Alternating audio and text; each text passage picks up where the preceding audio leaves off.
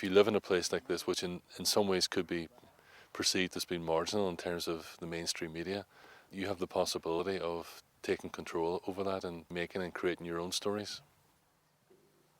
And speed. Speed. And action.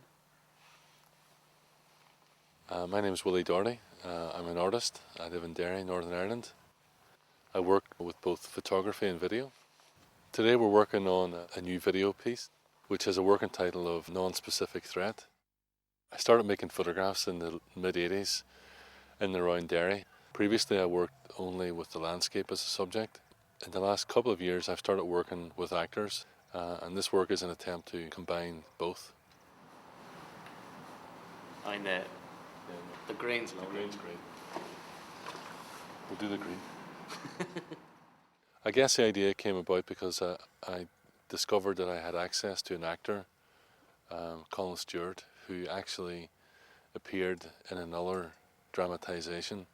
So I was kind of interested in the idea of using the character that he had played in another piece to form the basis of the character in this piece.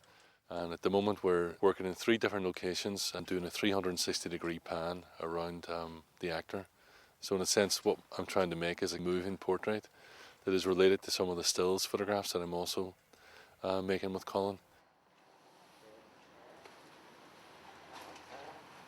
Okay, hold there. While we're here, excellent. That's good there. That's it. That's great. Thanks. Okay. Perfect. One of the things that kind of got me started was music. It was through listening to Roxy Music that I kind of discovered Andy Warhol in pop art, and that got me really excited at the time. You know, it's just like the kind of energy that I found in the music, I also found in the art.